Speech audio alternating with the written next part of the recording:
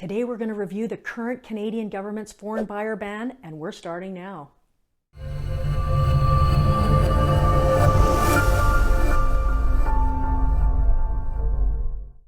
I'm Lisa Salt with RE/MAX Vernon Salt Fowler, and we're going to look more in depth at this foreign buyer ban. Let's talk about what it's all about.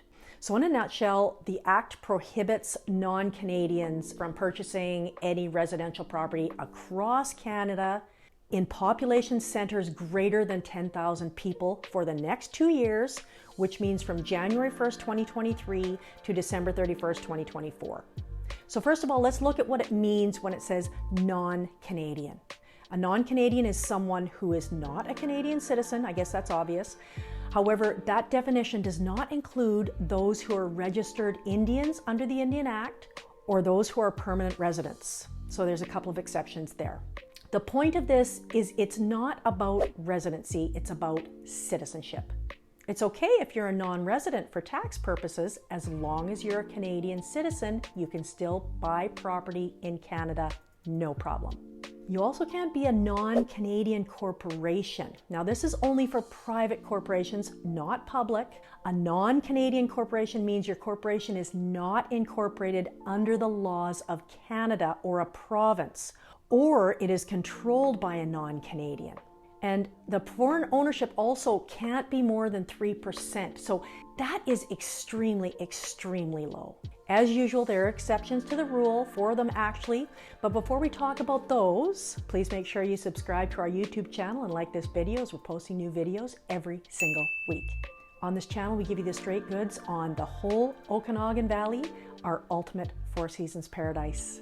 Whether you're moving in 9 days or 90 days or just curious about the area that we call home, be sure to call, text, or email and just add salt. Now, these 4 exemptions are limited to temporary resident who also satisfied prescribed conditions set out in the regulations, certain refugees and dignitaries, spouse or common law partner of a person who is eligible to purchase, and they define a spouse as 1 year plus of living together, which really isn't very long. And then if a person assumed liability under a contract of purchase and sale before January 1st, 2023. Also, non-Canadians can still purchase if they acquired the property through death, divorce, separation, or a gift, renting a dwelling unit for the purpose of its occupation by the tenant, a transfer under the terms of a trust that was created prior to January 1st, 2023, and a transfer resulting from the non-Canadian exercising their right to the property as part of a security interest. So that could be if a non-Canadian owned the property and then had to go through a foreclosure, then they would be able to own the property by way of the foreclosure. Of course, they would have to provide proof of all that. Then temporary residents with work permits can purchase if they meet these criteria. And it's all the below criteria, by the way. They are enrolled in an authorized program. They filed all the required income tax returns for each of the 5 taxation years preceding the year in which the purchase was made. They were physically present in Canada for a minimum of 244 days in each of the 5 calendar years preceding the year in which the purchase was made. The purchase price of the residential property does not exceed $500,000. And they have not previously purchased a residential property while the prohibition is in effect. Now let's look at the definition of purchase in the Act.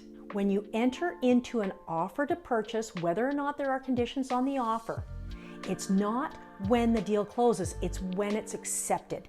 And that includes leases with options to purchase, and it also includes a purchase through someone else, a nominee. So sorry, all those loopholes there are closed. Let's now look at the definition of residential property. So this legislation only covers residential properties, by the way, not commercial. Residential property means it is real property. It is immovable, and it's a detached house or similar building containing no more than 3 dwelling units. So a building with 4 or more units is no longer residential. That's a commercial building. So you can buy more than 4 units or more. A dwelling unit is defined as a residential unit that contains private kitchen facilities, a private bath, and a private living area. It's a part of a building that is a semi-detached house, row house unit, residential condominium unit, or other similar premises that is intended to be owned apart from any other unit in the building. It can be raw land that does not contain any habitable dwelling that is zoned for residential or mixed use in a census metropolitan area or census agglomeration, which we'll talk about in a minute. And then it excludes residential property located outside of census metropolitan area or census agglomeration. You say that 10 times fast. Rural, many recreational properties, or mobile homes. Excludes all those three. Next thing is, how do we know where is included, that whole census stuff? Well, it all depends on the census area. So let's have a look at this. The census agglomeration must have a core population of at least 10,000, and then the census metropolitan area must have a total population of at least 100,000, of which 50,000 or more live in the core. And the core is just a population center, which is made up of one or more adjacent municipalities. So yes, Vernon, Kelowna, all included, whether we like it or not. There are maps available showing the areas affected. So here is a map of the North Okanagan. As you can see, Vernon is squarely inside the boundary. However, look at this. Armstrong is not. Salmon Arm, pretty much all in. Kamloops, pretty much the same, all in. Kelowna is all in. However, Big White is out, which is interesting because Sun Peaks and Silver Star are in, but Big White is out. And here's Penticton. You can see here that most of Penticton is in. However, Summerland is out.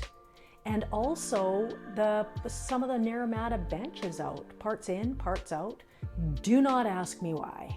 Okay, so all this about the van. What happens if it happens? What happens if a non-Canadian buys a property, or I guess enters into an agreement to buy a property within the next 2 years? Well, government is not messing around. It is serious stuff. First of all, it's a crime.